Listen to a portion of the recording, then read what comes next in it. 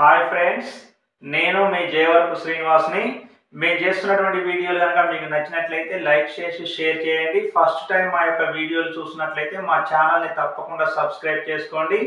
గంట సింబల్ నొక్కడం మర్చిపోకండి. ఈరోజు మనం చెలిమి పాఠానికి సంబంధించినటువంటి నేపథ్యం, పాఠ్యభాగ వివరములు, కవి పరిచయం తెలుసుకునే ప్రయత్నం చేద్దాం. చూడండి, జాగ్రత్తగా పరిశీలించండి. పాఠం పేరేంటి? చెలిమి. చెలిమి అంటే పర్యాయ పదాలు మనం చూసినట్లయితే స్నేహం, సోపతి అనేటువంటి పర్యాయ పదాలు వస్తాయి. చెలిమి పాఠం కావ్య ప్రక్రియకు చెందినది. చెలిమి పాఠం ఏ ప్రక్రియకు చెందినది? కావ్య ప్రక్రియకు చెందినది. సంస్కృత పదాలను ఉపయోగించకుండా అచ్చ తెలుగు పదాలతో రాసిన కావ్యాన్ని అచ్చ తెలుగు కావ్యం అంటాం. సంస్కృత పదాలను ఉపయోగించకుండా అచ్చ తెలుగు పదాలతో రాసిన కావ్యాన్ని ఏమంటాం మనం? అచ్చ తెలుగు కావ్యం అంటాము. ఈ చెలిమి అనే పాఠం కావ్య ప్రక్రియకు చెందినది.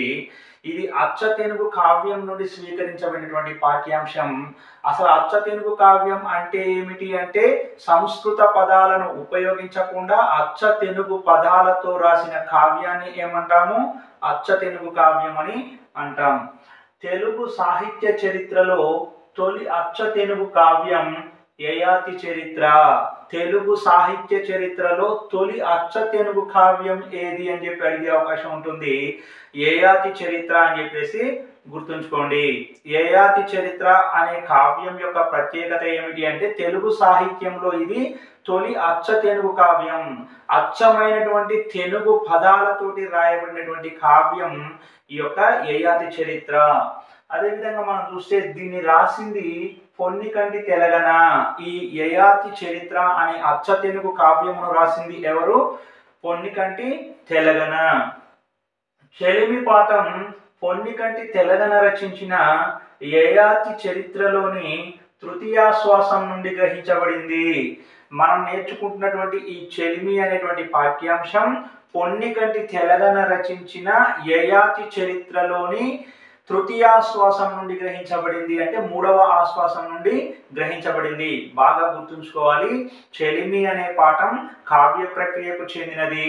సంస్కృత పదాలను ఉపయోగించకుండా అచ్చ తెలుగు పదాలతో రాసిన కావ్యాన్ని ఏమంటాము? అచ్చ తెలుగు కావ్యం అంటాము. తెలుగు సాహిత్య చరిత్రలో తొలి అచ్చ తెలుగు కావ్యం ఏమిటి? యయాతి చరిత్ర. యయాతి చరిత్ర అనే అచ్చ తెలుగు కావ్యమును రాసిన కవి ఎవరు అంటే పొన్నికంటి తెలగన. పొన్నికంటి తెలగన రచించిన యయాతి చరిత్రలోని తృతీయాశ్వాసం నుండి గ్రహించబడినటువంటి పాఠ్యాంశమే చెలిమి. చెలిమి అనే పాఠం దేని నుండి గ్రహించబడింది అంటే పొన్నికంటి తెలగన రచించిన యయాతి చరిత్రలోని తృతీయాశ్వాసం నుండి గ్రహించబడింది. అంటే మూడవ ఆశ్వాసం నుండి గ్రహించబడింది. ఆశ్వాసము అంటే భాగం. మిగిలిన అంశాలు కూడా పరిశీలించండి. యయాతి చరిత్రలో 5 ఆశ్వాసాలు కలవు. అసలు యయాతి చరిత్రలోని మొత్తం ఆశ్వాసాల సంఖ్య ఎంత అంటే 5. 5 ఆశ్వాసాలు కల అచ్చ తెలుగు కావ్యం యయాతి చరిత్ర. కవి పరిచయం చూసినట్లయితే పొన్నిగంటి తెలగనామాత్యుడు 16వ శతాబ్దికి చెందినవాడు. పొన్నిగంటి తెలగననే తెలగనామాత్యుడు అని చెప్పేసి పిలవడం జరుగుతుంది. ఈ పొన్నిగంటి తెలగనామాత్యుడు 16వ శతాబ్దానికి చెందిన కవి. వీరు గోల్కొండ పరిసరాలలోని పొట్ల చెరువులో జన్మించారు. ఈ యొక్క కవి అయినటువంటి పొన్నికంటి తెలగన గారు గోల్కొండ పరిసరాలలోని పొట్ల చెరువులో జన్మించారు. దీనిని నేడు మనం పటాన్ చెరువు అని చెప్పేసి పిలుస్తున్నాం. ఇది నేటి రంగారెడ్డి జిల్లాలో కలదు. ఇక్కడ చూడండి, నేటి రంగారెడ్డి జిల్లాలోని పటాన్ చెరువు. దీన్ని మనం అప్పుడు ఏమని పిలిచాము? ఆ కాలంలో 16వ శతాబ్దంలో పొట్ల చెరువు అని చెప్పేసి పిలిచాము. అది ఆ రోజుల్లో గోల్కొండ పరిసరాలలో ఉండేది. ఇక మిగిలిన అంశాలు చూస్తే తెలగన తండ్రి భావనామాచ్యుడు. తెలగన తండ్రి ఎవరు? భావనామాచ్యుడు. తెలగన అచ్చ తెలుగు ఆది కవిగా ప్రసిద్ధి పొందారు. తొలి అచ్చ తెలుగు ఆది కావ్యం రాశారు కాబట్టి, తొలి అచ్చ తెలుగు కావ్యం రాశారు కాబట్టి పొన్నిగంటి తెలగనను అచ్చ తెలుగు ఆది కవి అని చెప్పేసి పిలవడం జరిగింది. అచ్చ తెలుగు ఆది కవి అనే బిరుదు గల కవి ఎవరు అంటే పొన్నికంటి తెలగన అని గుర్తుంచుకోండి. ఎందుకు అంటే వీరు తొలి అచ్చ తెలుగు కావ్యం రాశారు కాబట్టి వీరిని అచ్చ తెలుగు ఆది కవిగా పిలవడం అనేది జరుగుతుంది. యయాతి చరిత్రకు ఆధారం నన్నయ్య భారతంలోని ఆది పర్వం. యయాతి చరిత్ర అనేది దేని ఆధారంగా రాయబడింది అంటే నన్నయ్య భారతంలోని ఆది పర్వం ఆధారంగా రాయబడింది. యయాతి చరిత్రకు ఆధారం ఏమిటి అని చెప్పి అడిగే అవకాశం ఉంటుంది. నన్నయ్య భారతంలోని ఆది పర్వం అని చెప్పేసి గుర్తుంచుకోండి.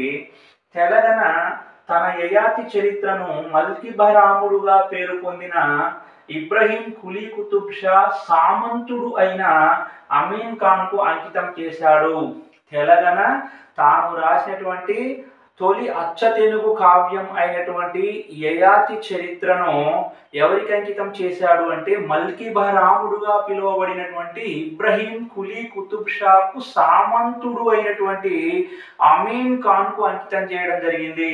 యయాతి చరిత్రను అంకితం తీసుకున్నది ఎవరు అంటే అమీన్ ఖాన్. పొన్నికటి తెలంగాణ తన యొక్క యయాతి చరిత్రను ఎవరికి అంకితం చేశారు అంటే ఒక మహమ్మదీయ సర్దార్ అయినటువంటి సామంతుడు అయినటువంటి అమీన్ ఖాన్ కు అంకితం చేశాడు అని చెప్పేసి గుర్తుంచుకోండి.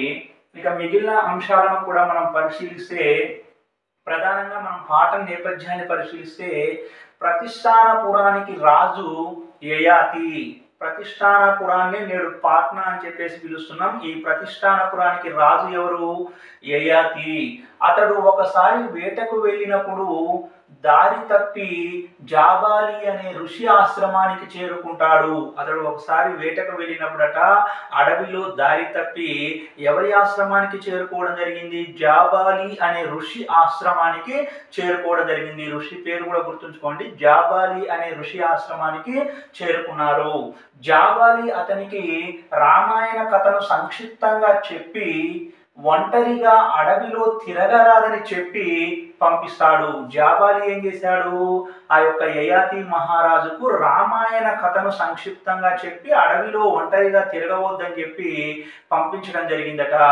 జాగ్రత్తగా గుర్తుంచుకోవాలి. యయాతి మహారాజుకు జాబాలి చెప్పిన కథ ఏమిటి అంటే రామాయణ కథ.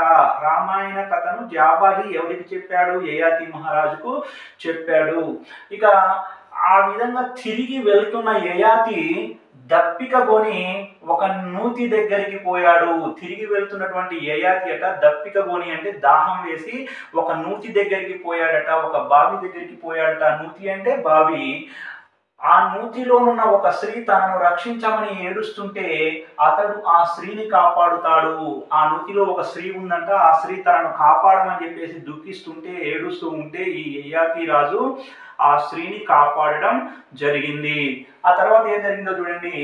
అప్పుడు ఆమె చెలికత్తె గూర్నిక రాజుకు వివరించిన సంగతులే ఈ చెలిమి పాఠం. అప్పుడు ఆ నూతిలో పడినటువంటి ఆ స్త్రీ యొక్క చెలికత్తె అంటే స్నేహితురాలు ఉంది అక్కడ, ఆవిడ పేరు గూర్నిక. ఆ గూర్నిక ఆ స్త్రీ బావిలో ఉండడానికి గల కారణాలను ఆ యయాతి రాజుకు తెలియజేయడం జరిగిందట. ఆ సంగతులే మన చెలిమి పాఠ్యాంశము. ఇక ఈ పాఠం యొక్క చివరలో వేములవాడ భీమకవికి సంబంధించినటువంటి ఒక గద్యం ఇవ్వడం జరిగింది. వారి వివరాలు కూడా మనము మరి చర్చించుకునేటువంటి ప్రయత్నం చేద్దాం. చూడండి ఒకసారి. వేములవాడ భీమకవి కాలం 11వ శతాబ్దం. వేములవాడ భీమకవి యొక్క కాలం ఏంటి? 11వ శతాబ్దం. భీమకవి నేటి సిరిసిల్ల జిల్లాలోని వేములవాడలో జన్మించాడు.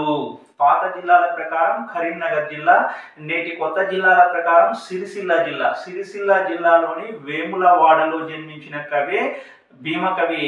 వారిని ఆ వేములవాడ పేరు మీదుగా వేములవాడ భీమకవి అని చెప్పేసి పిలవడం జరుగుతుంది. మహేశ్వర వరప్రసాద కవితా ఖడ్గమును ధరించి దేశ సంచారి అయిన కవి వేములవాడ భీమకవి. వీరు దేశ సంచారి అట. వీరు ధరించిన ఖడ్గము పేరు బాగా గుర్తుంచుకోండి.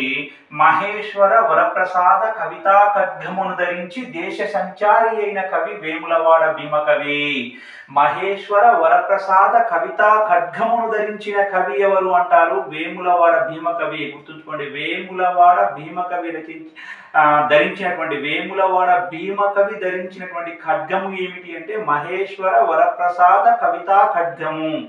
మహేశ్వర వరప్రసాద కవితా ఖడ్గమును ధరించిన కవి వేములవాడ భీమకవి. వీరు దేశ సంచారి. వీరి ప్రత్యేకత ఏంటంటే బహుభాషా కోవిదుడైన భీమకవి ఇచ్చే శాపం గాని అనుగ్రహం గాని వేగంగా పనిచేసేవి అనే జనశ్రుతి కలదు. వీరు బహుభాషా కోవిదులట. వీరు ఇచ్చే శాపం కానీ వీరు ఇచ్చే అనుగ్రహం కానీ వేగంగా పనిచేసేవి అని చెప్పేసి మనకు ఒక లోకశ్రుతి ఉంది, ఒక జనశ్రుతి ఉంది. ఇక మిగిలిన అంశాలు కూడా చూస్తే హాలుడు సేకరించిన ప్రాకృత గాథల సంకలనం గాథా సప్తసతి. గాథా సప్తసతి అనే ప్రాకృత గాథల సంకలనాన్ని సేకరించింది ఎవరు అంటే హాలుడు. గాథ అంటే చరిత్ర. గాథా సప్తసతిలో 700 కథలు ఉంటాయి. ఎన్ని కథలు ఉంటాయి? గాథా సప్తసతిలో 700 కథలు ఉంటాయి.